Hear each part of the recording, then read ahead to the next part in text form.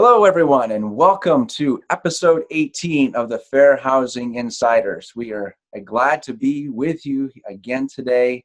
Another exciting episode to bring to you as our wonderful property management audience, those from all levels. And so we've got an excellent topic today. So just as a reminder, please give us a thumbs up that you appreciate this complimentary fair housing education. And if you haven't done so already, be sure to subscribe to the channel and make sure you turn the notifications on. As we go through 2021, we have a full list of topics that we're going to be discussing. And today is another important one: fair housing and sexual harassment prevention. So Kathy, can you give us just a quick overview on the two topics and how they are one when it comes to fair housing, and comments on that, please? Sure, and greetings on our latest video. The interesting thing about fair housing and sexual harassment is that while it is very similar to employment sexual harassment, there are some key differences. So while I know most of you have probably had employment sexual harassment sexual harassment training, I want you to understand that we are going to spend a little time here during this video talking about what are the unique points of sexual harassment, both training and avoiding sexual harassment complaints from the housing provider perspective. So that'll be our emphasis during this video.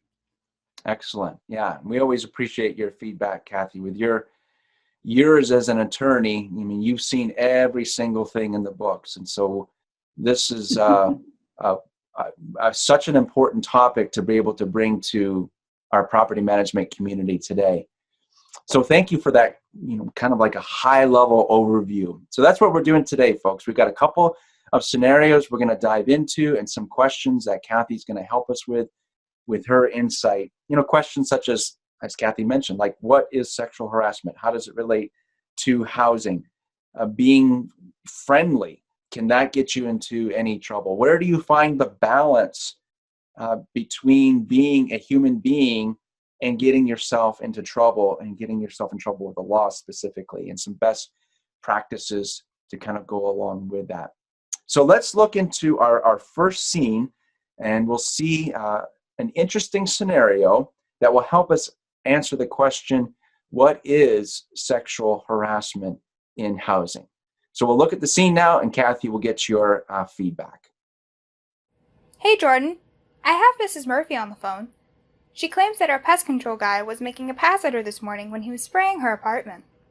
Who, Jerry? Oh, he's always joking about something. I'm sure Mrs. Murphy misunderstood. In this scenario, it highlights one of the unique aspects to the concerns with sexual harassment in housing, and that is the housing provider has contracted with various people to enter residents' units to perform their service. In this case, it was pest control. And the scenario is about a resident who was offended because of some statements that were made by the contractor while in her unit. A couple of important points is that excessively friendly comments may, or probably don't, rise to the level of sexual harassment and legal violation, but they need to be addressed in dealing with your residents' concerns. You cannot blow off a concern because you, as a housing provider, are so sure that this person would not offend someone. Well, it happened. This resident is offended, and whether she's reasonable to be offended or not, you need to address that. Ignoring these kind of complaints and concerns is what can lead to litigation. If you address it, if you express concern, And if you make sure that Jerry is told he needs to be careful what he says. Now, maybe he didn't say anything that offensive, but he needs to back down a little bit because this resident took it wrong and was offended. When we talk sexual harassment, we have such a difficult time making bright lines as to what's legal, what's illegal, and what's a good idea and what's a terrible idea. There are so many shades of gray between those lines. So the important thing is that when it comes to contractors, that you be aware that you can be held liable if they do sexually harass someone. And the best way to mitigate that liability is to have either a clause in your contract, a fair housing clause, that explains that the staff and the contractors cannot discriminate against anybody and list all the reasons, including sexual harassment. And if you don't have that kind of clause, you can always do that in a letter from your company to that company, explaining the same things, that if you're going to work in our units, you need to understand these are the rules. So that's always a best practice to hopefully avoid these issues. But if they do come up again, they need to be responded to very quickly and appropriately, whatever that may be, depending on the facts. Yeah. Awesome. That's definitely, that's thumbs up material, everyone. I know you're probably taking notes on everything Kathy mentioned there. A lot of detail to keep in mind. And it's good to kind of think of those scenarios that may have happened on your property and ones that have been reported to your corporate office, and just take a look back. And what did you do? So Kathy, you gave us a nice checklist. Check, check, check. Did we do this? Did we not do that? So excellent thoughts there. Thank you so much. So that really leads us into another very common question. We live in such a touchy world, I guess is the best way to put it. A very sensitive world right now. And so the community asks, is where's the balance? Like how can you, being too friendly, can it get you into trouble? So let's take a look at our next scene, and that'll give us some context, and then we'll get your comments on that, Kathy. So let's take a look at scene number 2.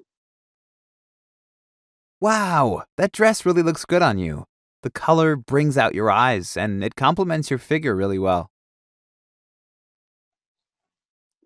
I think it's important that we do our best to define what is sexual harassment.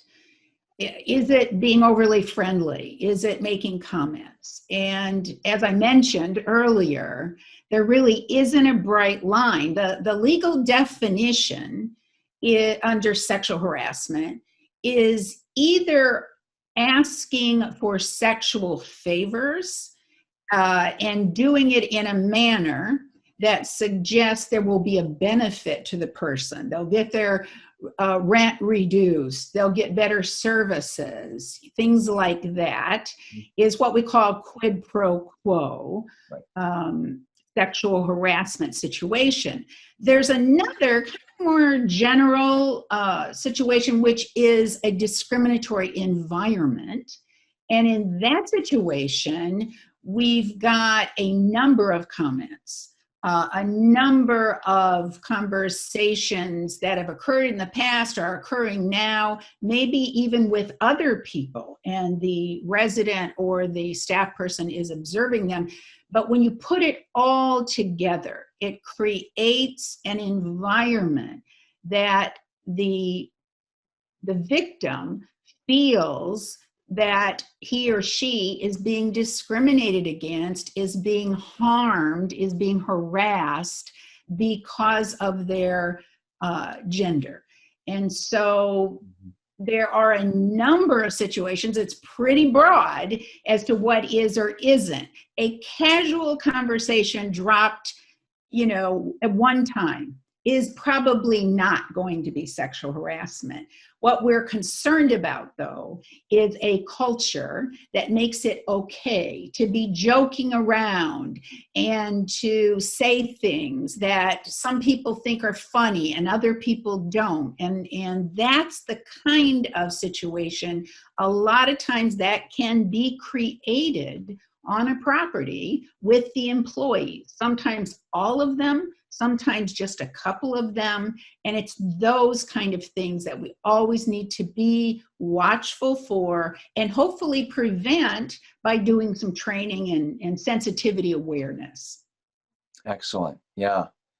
I like how you wrap that up too, because it's for most of us, we're not attorneys like you. So you understand the law, you deal with this every day, you work with the clients, but how important it is to what you just mentioned, training, sensitivity training, ongoing training, all really, really important to make sure that our staff is educated and can feel comfortable. That's the idea, is to understand and be informed so that they can alleviate possible situations that could get them into a compromising situation. So that leads to, where's the balance? Like, do you have any other thoughts on that, Kathy? It's like, you want to be courteous. You want to be friendly with the residents. You want to show that this is a welcoming environment. This is your home. So any tips, thoughts that you could share with the audience and the trainers that are listening to this episode? How do you help individuals, and how can trainers help their team find that balance, so to speak? What are your thoughts? I think the best way to recognize potential problems, and let's say being friendly, which certainly you want your staff to be friendly with your residents, and you want them to be friendly with each other, with their coworkers. So where is the line between being friendly and being suggestive, or to make someone think that you might be coming on to them? Mm-hmm. Where is that line? And it's usually something that gets too personal. Like saying to someone, you look nice today, is one thing.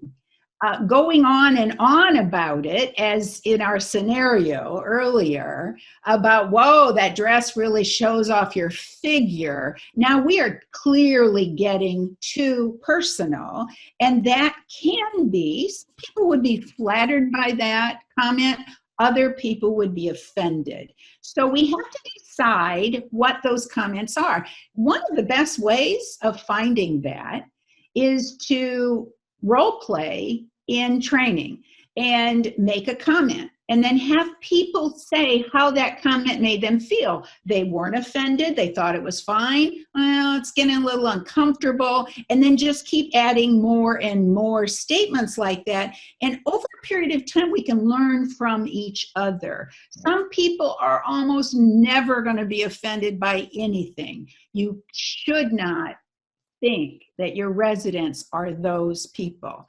Just because you have a staff person who's really thick-skinned and can handle any statement does not mean that's the average person. So you've got to try to figure out what's it okay to say, like, hey, your apartment looks nice, or you look nice. But then you've got to move on. If you spend too much time and again get too personal, you're probably going to offend someone. So I think it's great to talk that over among employees, and certainly that's the way training ought to be operated, to discuss those because if you don't get into that nitty-gritty, and if you don't use examples, what's going to happen is employees are going to say, well, you don't want me to be nice to people. You don't want me to smile at them. You don't want me to interact with them because I might offend them. And so we have to make sure we don't go too far in trying to avoid these kind of allegations. But there's a way to do it. I've seen it done, and I know it can be done. Yeah. Yeah. Excellent. So many different things resonated with me there, Kathy, just because we know it's covered in our courses. So all of our online courses have different parts and components that discuss sexual harassment prevention, especially our main course and the maintenance one. But that's just one part of training, right? So, sometimes we can take it for granted. Like we've been in our careers. I mean, we can say, well, you should know better. That's not really an acceptable statement to say to an employee. Well, you should know better. Don't you watch the news? That's not really fair. So role playing, as you mentioned, having those opportunities to work with your team and in a much more friendly environment where no one's going to feel shamed about having an opinion about what's comfortable and not comfortable. So kudos to our trainers that are working those programs and having making those opportunities available. And just because we live in a much more virtual world does not mean that this is less of a challenge, because then you get into all kinds of other messages, text messages, if you're using that type of service with your residents, and emails and so on. So this is not just covering one-on-one situations. It definitely would cover a lot of virtual environments too, the tips that you mentioned there. So that kind of leads us into, all right, let's wrap it up. So we've talked about what is sexual harassment prevention when it comes to housing. We've talked about potential scenarios that need to be documented, training that's involved, how to find a balance. Any other, for those taking notes, Kathy, tips, like what would you provide for our audiences? Okay, here's some other things to think about when it comes to sexual harassment prevention and fair housing. Anything to share? A couple of points I would make is I think it's very important, in addition to having the training, to having pretty clear policies about what's okay and what is not okay. For example, is it okay to ask a resident out on a date and to maybe begin a romantic relationship between, for instance, a maintenance employee and a resident, or an office person and a resident? Is that okay? And I think companies need to have clear policies on that. There's a little bit of a danger in permitting romantic relationships, because presumably those romantic relationships are eventually going to end. And when they end, things can get very unpleasant. And if you're a housing provider and you work for a housing provider, you've been dating a resident, the resident doesn't like you anymore, that resident can do damage to you and presumably have very personal things about you and your lifestyle to share on social media or in other inappropriate platforms. So that really, a lot of care needs to be done. Some companies have a general requirement that it's frowned on, but if it happens, that it just needs to be reported to the company so that they're aware of it. Right. So it isn't, they don't find out through another resident, for instance, that there's this kind of relationship going on. And another thing that I would say is that I think it's very important that employees are very clear who to report situations to. And your residents need to be clear about that too. Does it go to the property manager? Maybe. Or is it someone in a different, maybe more headquarters position, especially considering the fact that it could be about the property manager and certainly about an employee that the property manager works with every day and is probably good friends with. So that needs to be clearly communicated to all employees and also to residents in case an allegation arises. Again, the goal is to address the allegation long before it gets to litigation and the PR, the negative PR that can come with that. Having a fair housing complaint right now filed with HUD alleging sexual harassment is devastating because they are taking an incredibly aggressive enforcement posture in those complaints. So addressing them, resolving them long before they get to litigation should be one of the main goals of your property. And the best way to do that is to have a very well-trained person who knows how to handle it, and that everyone knows to go to that person with these types of allegations. And finally, the last thing I would say, and one thing that makes fair housing issues with sexual harassment different from employment, is the fact that you also have to react to claims of sexual harassment between residents.